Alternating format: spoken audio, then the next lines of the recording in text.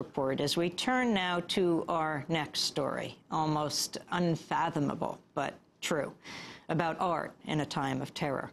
Even Kafka might have had trouble conjuring up this one. Steve Kurtz is a professor of visual studies at SUNY Buffalo, and that's State University of New York, Buffalo, a founding member of the award-winning art and theater group Critical Art Ensemble. On May 11, 2004, his wife, Hope, tragically died in her sleep.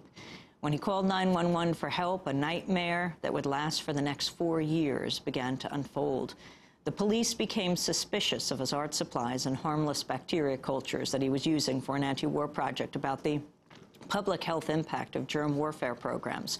Kurtz was detained as a suspected bioterrorist, his home raided by the FBI, the Joint Terrorism Task Force, Homeland Security, his belongings, his cat, even his wife's body were seized.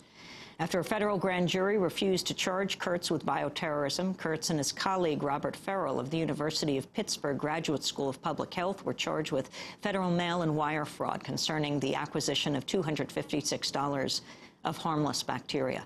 Under the Patriot Act, they could have faced up to 20 years in prison. After 4 harrowing years, on April 21st, a federal judge dismissed the government's entire indictment against Kurtz as, quote, insufficient on its face. He's been cleared of all charges. Professor Kurtz joins us now from Rochester, New York, for his first broadcast interview. We welcome you to Democracy Now! Thank you very much, Amy. Why don't you tell us your story, beginning that day, May 11th, 2004? Well, that was a very dark day for me. I woke up that morning and found that my wife had died in her sleep. And kind of after a moment of shock that slowly broke into a kind of panic, I made my way to the telephone, called 911. They came quite rapidly. And as they looked around, they did as they had to do when a woman who, quite young at this age, 45, dies in their home, and called the police, and the police came out and secured my home, and then 3 detectives showed up. And for the rest of that day, I was pretty much interrogated as a murder suspect. And one of the things that caught the police attention's eye was my home lab, which was filled with pretty basic innocuous equipment that I primarily use for molecular biology, for DNA experiments. And they wondered why I had that, and I explained to them that I was a professor at UB, the University of Buffalo, and that my specialty was the intersection between art and science. And this was part of the basic equipment I needed to have, that the university didn't supply us studios, so we had to create our own space for it. And I showed them work I had done online, showed them my resume, showed them catalogs. But they weren't particularly convinced by that, and they were more convinced by the idea that if someone has scientific equipment in their home, that they're probably up to something nefarious. And as the detectives left that afternoon, they were of the opinion that the FBI was going to want to talk to me. So the following day, as I went out to go to the funeral home to make arrangements for my wife's cremation, about 3 or 4 FBI cars came screeching up, and I was put into illegal detention and basically soft-rendered, meaning I didn't have to get drugged and flown off to Guantanamo. It was much nicer than that. It was the pleasant way to get rendered. They take you to a hotel and hold you there without charge, without being Mirandized, and put you through a lighter style of interrogation. I did have my phone. There was one thing I had with me, and I managed to call some of my friends. In fact, it was the Yes Men, who I think probably many of your viewers and listeners know. And they called the ACLU, who found a good lawyer for me. And the lawyer called me and said, come down to my office. I said, I can't. I'm apparently in detention, and I can't leave FBI headquarters.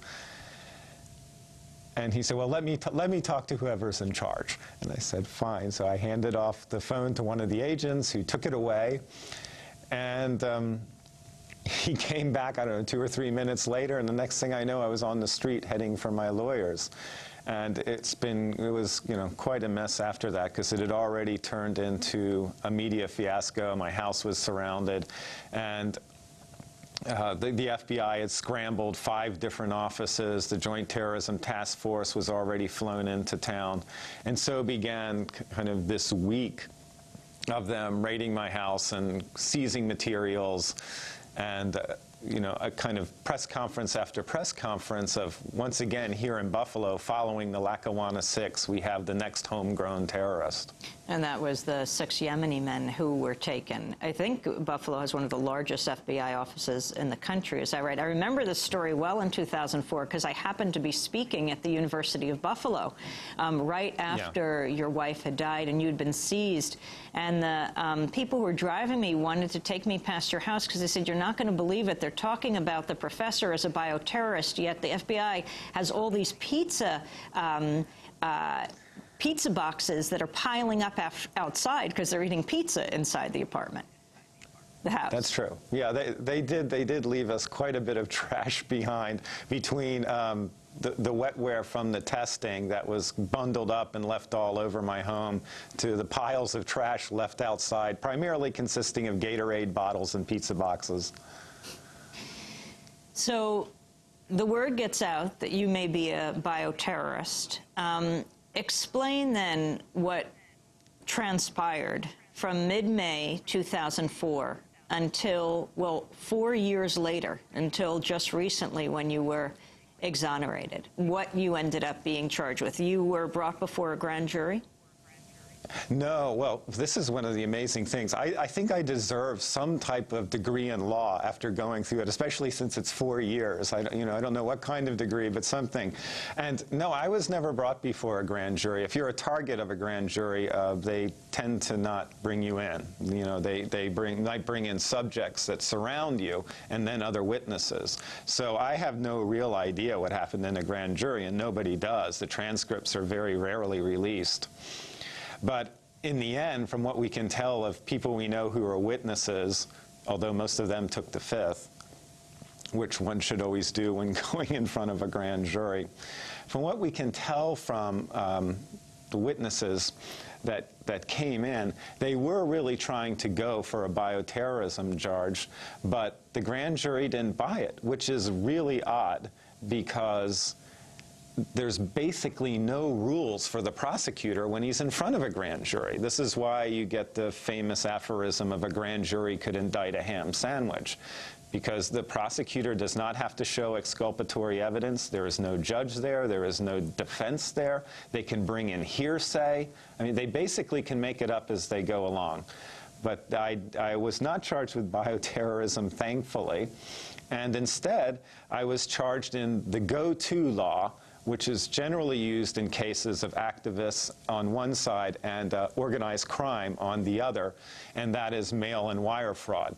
It's the most broadly written law on the books, and like I said, it's the go-to one. When nothing else seems to be working, you can usually go to this one because it is so vague. There's always some way you can charge someone with it, and that I did get charged with.